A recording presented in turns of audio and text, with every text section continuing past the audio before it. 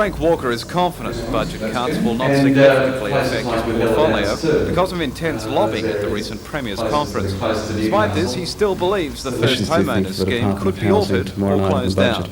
Well, we feel we're fairly insulated from the harsh economic effects of the budget because of the decisions of the Premier's conference, which guaranteed housing money. But nevertheless, we're still pretty concerned about the first homeowners scheme, that's FOSS. There's some rumours in the press that might be either closed down or severely restricted, and I'd hate to see that happen. The Minister also announced a $2,000 extension to the Landcom Deposit Supplement Scheme to 4 more housing estates in the Hunter at Medford, Raymond Terrace, Boorrigal and Mount Hutton. The scheme allows middle to low-income earners to bridge the deposit gap in purchasing their building block. And the Minister also announced Landcom's participation in next year's NBN Telethon. And Landcom's donated a block of land at Gateshead for this particular project, the Art Union Prize. The builders have been very generous too, and I'm quite sure that it's a magnificent prize and the people of the Hunter ought to get right behind it. And the controversy surrounding the East End housing project, is that going to be electorally damaging to the ALP at the council elections? The reason that it is a major issue at the moment is the council elections, but that's unfortunate. Certainly a lot of people have got emotional about it. It's a pity they didn't get emotional back in the early 80s when these decisions were made, when the planning decisions were made. Some people might say that that's probably the government's fault, that they didn't invite enough public comment. There's been a huge amount of public comment in the last 5 or 6 years about this particular project. It's been through the Newcastle Council, it's been gazetted and demonstrated in any number of occasions in the past. A lot of changes have been made in the plan as a result of resident concern, and quite frankly, it's long past the time that a fight should be being made on this sort of issue. In the late 70s, early 80s, I would have accepted as a valid exercise, not now. First, it was in Newcastle to officially open the new premises for one of Newcastle's biggest ad agencies, Hunter Action Advertising, now located in the refurbished rugby club in New Common Street. The agency has outgrown its Derby Street home of 6 years and decided the old rugby club was a perfect location for expanding its operations. One of the directors of the agency and a major contributor in its expansion, George Frame, says Hunter is the first agency in Newcastle to incorporate a full production house in its operations. We can completely broaden marketing, research, video production, conference, training, all those under the umbrella of one building, something that's never happened in Newcastle before. And particularly what has been happening in the past in video production, we've had companies from outside using our facilities for training. We also have other facilities in Marla-Haley, that's a shop fitting distribution franchise we have, training of companies. In fact, everything that adds to what an advertising is, we now have under the one roof, and that's what we've aimed for.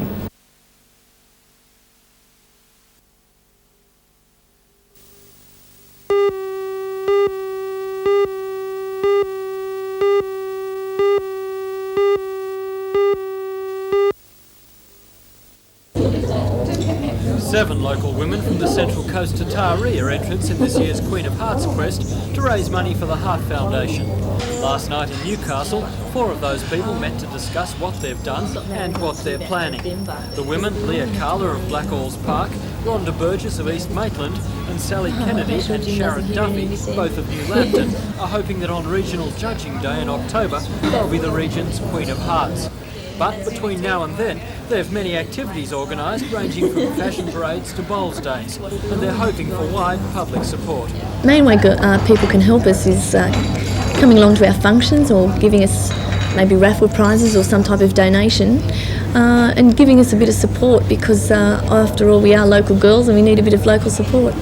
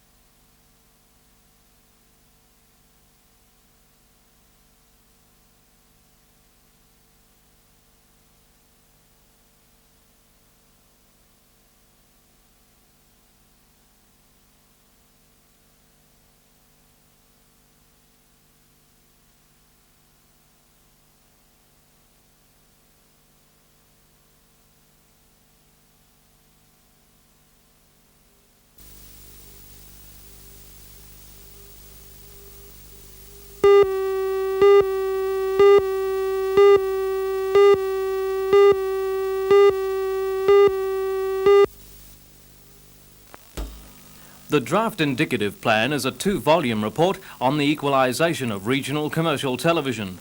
The aim is to give viewers outside the big cities the same choice of programs with 3 stations to service consumers.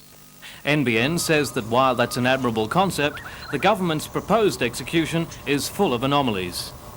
The idea is to link Newcastle, the Central Coast and the Hunter Valley with Griffith and Orange.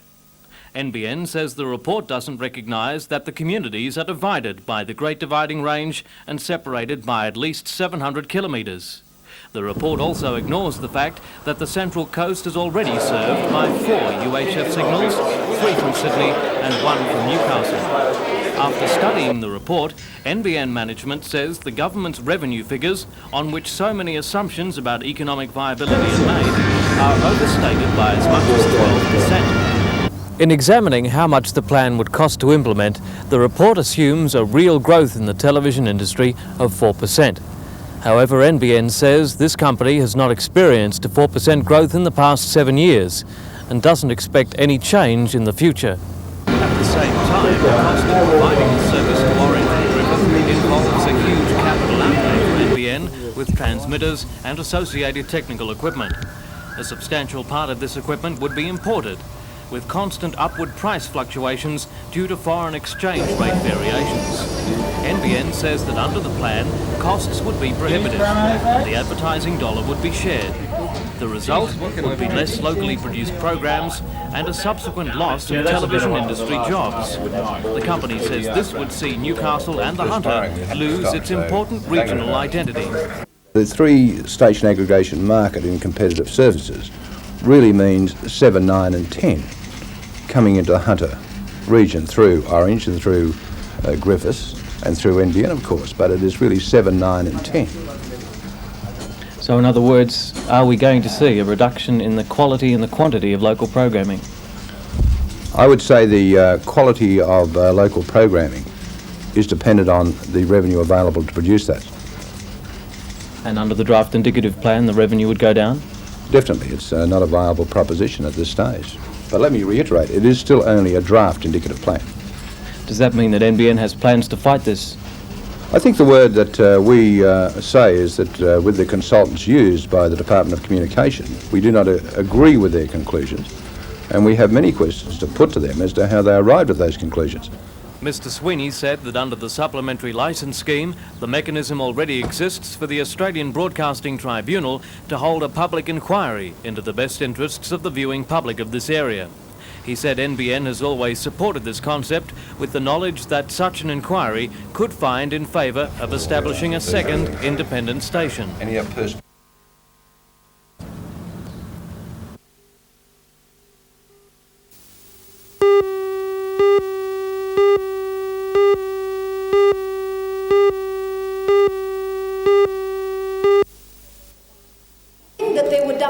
Liz Harris, better known for her roles in the television series Adventure Island, Prisoner and A Country Practice, says she owes it all to positive thinking and goal setting.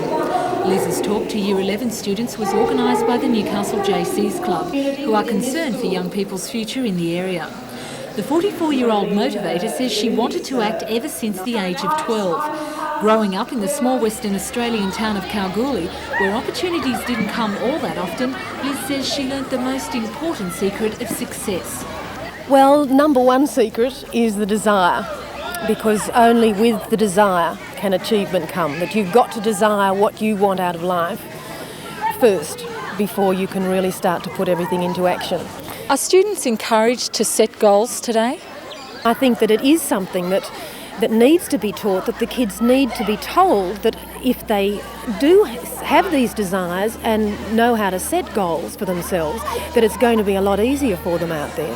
What's your advice to all school students who perhaps are not motivated? Figure out where you want to go in life. What do you want to do? What do you want to be? Visualise it as if it has already happened to you, and it's going to have to happen.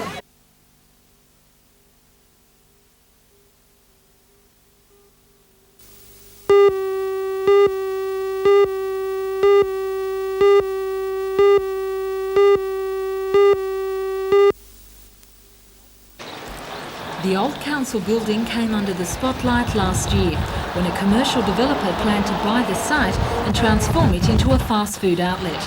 Local opposition resulted in the withdrawal of the offer. With the amalgamation of the Singleton and Patrick Plain Shire Councils in 1976 and the subsequent building of the new Singleton Shire Council chambers, the role of the landmark since its opening in 1911 diminished. The building was leased to private business and the remainder of the site served as the Shire's works depot. Now the Newcastle development firm Magari Proprietary Limited has purchased the site for $185,000. Clearing and redevelopment of the land is proposed, but the old council building will stay. Protected under the Heritage Act, it will stand as an historical monument to local government in the area.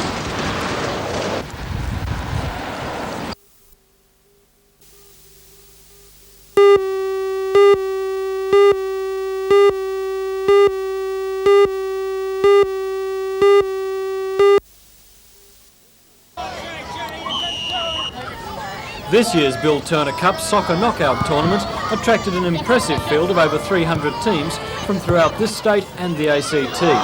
Last night at Macquarie Field at Spears Point, local Cardiff High and Sydney's JJ Carl High fought it out to be the state's top side in under-16 soccer. From the word go, it was an exciting match. Cardiff in the green had the better of play in the opening 20 minutes, but the Sydney side came back and they were evenly poised 0-0 at half-time. That deadlock remained right up to the last 5 minutes when Cardiff's Alan Gilday scored his side's match-winning goal.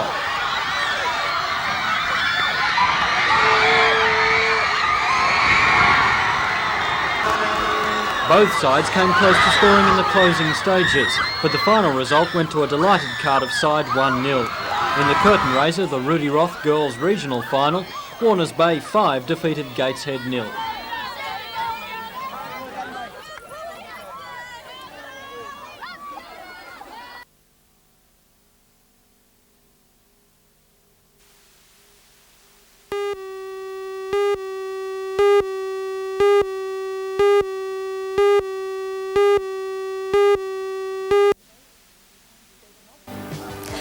There's an observation room behind this one-way mirror, which is part of a new GP training and educational facility about to get underway at the Wallsend District Hospital. Join Anna Manzoni and John Church for all the news tonight at 6.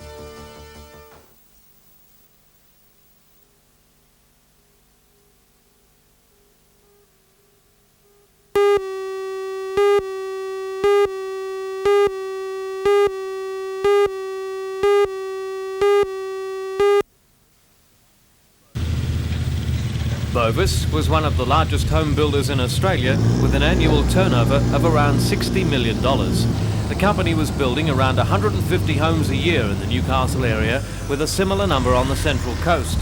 This week, a day after the federal budget, the company decided to write no more new business.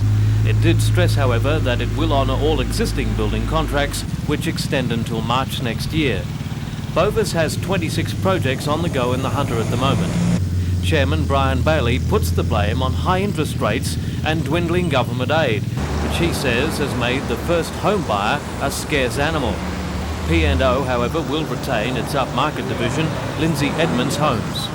Bovis has been a big contributor to the building industry. What kind of an effect do you think this move will have? I'm sure the industry has been shocked to have heard the announcement today. However, many people who have contracted to Bovis can be reassured that homes that Bovis has contracted to build for them will be built, all agreements will be honoured, all guarantees and commercial commitments will be undertaken to be met. The impact other than that should see, I would imagine, that the market that Bovis had will be shared amongst the remaining builders in the future. Decision.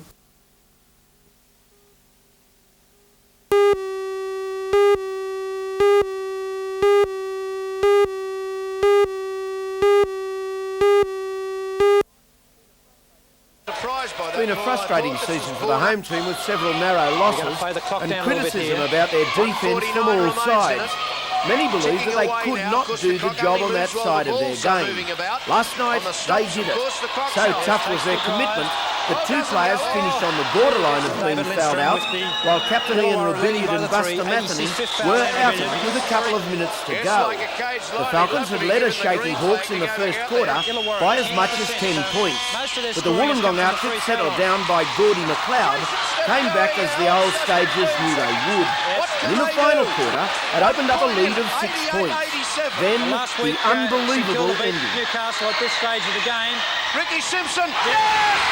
4 seconds, 3 seconds, 2 seconds, 1 second, and the Falcons have won! And it's great to see the Greens a bit happier.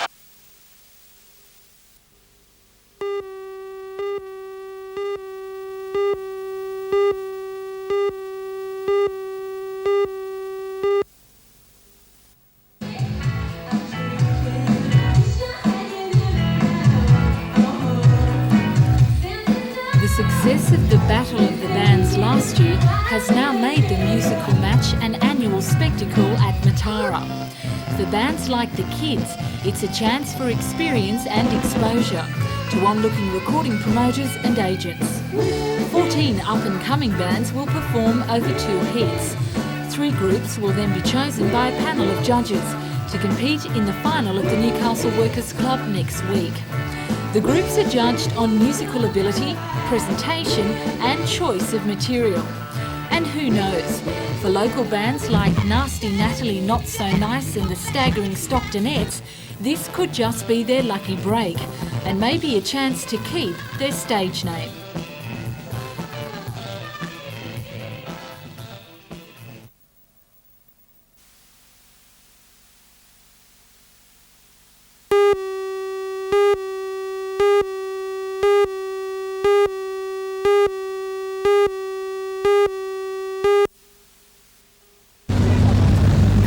Bedlam is the only way to describe day one at the new Junction fair. While some finishing touches were still being put on the tempting and bewildering array of specialty shops, in the Coles New World supermarket it was all systems go. As any seasoned shopper knows, it's survival of the fittest on opening day. The bargain hunters jostled for space to weave their trolleys through the sea of red spot specials, and if one trolley wasn't enough, there were plenty for seconds. The store expects to take in $750,000 this week, and according to the Coles State Managing Director, Bernard Russell, the company hopes to open 2 more stores in the Hunter region. We have one at Gorokin, which is near Tukley. We'll be opening one at Wallsend. That's currently on the drawing boards. Opening such a massive complex the week after the handing down of the federal budget, are the company's prospects looking good? They are. There's certainly a lot of people turned up here today, more than I expected. We are trading extremely well, and we could say we're ecstatic about the opening. Will you be looking at opening more complexes in New South Wales?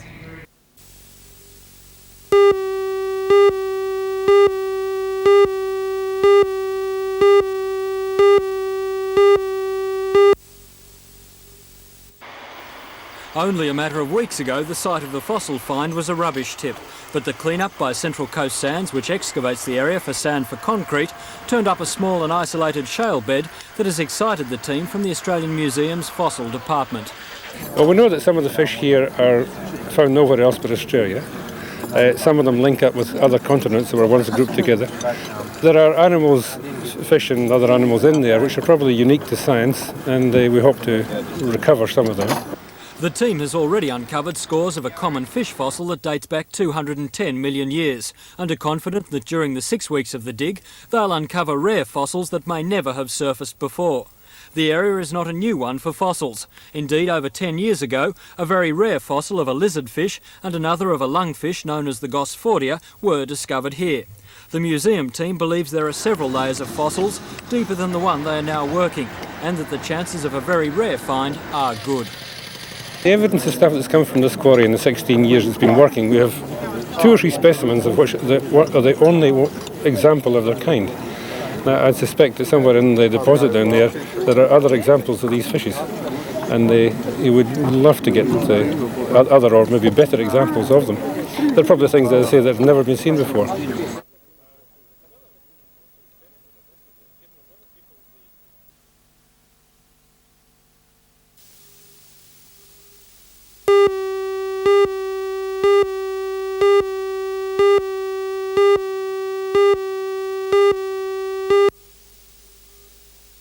A member of the Submarine Task Force for Newcastle, Peter Barrick, says that it's unfortunate for the Swedes that doubt has been thrown on its bid, but he says that this is a classic case of politicking on Mr Sinclair's part. But what I do find it is pretty annoying that a federal politician who I believe seeking to score a few cheap political points, one that's always been an advocate of a nuclear submarine program for Australia, comes out with half-baked facts, nothing concrete as to what this person might have, and start to advocate abolition of this project.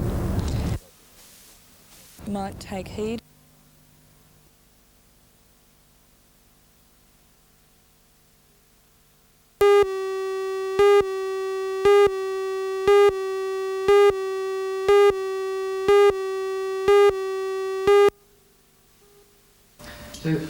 This is the first time the Small Business Awards have been given on a regional basis, and the Hunter Development Board, which hosted today's luncheon, says the 3 Hunter winners have a good chance of taking out awards at next week's state finals. The winners were chosen for their innovation, enterprise, sound management and achievement in their chosen fields.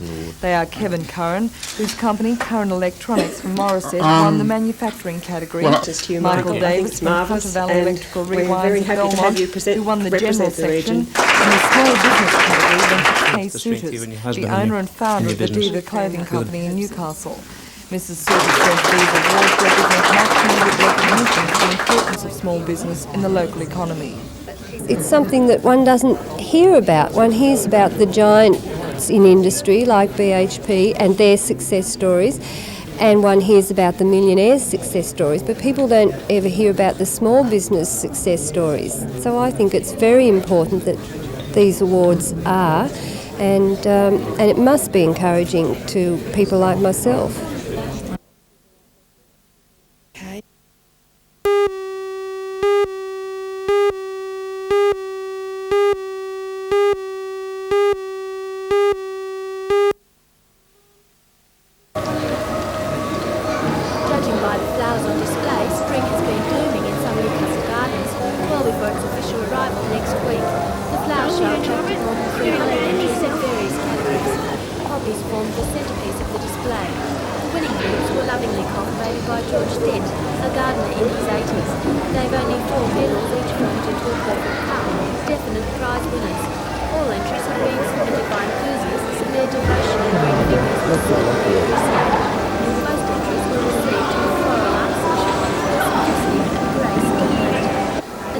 African violence included a show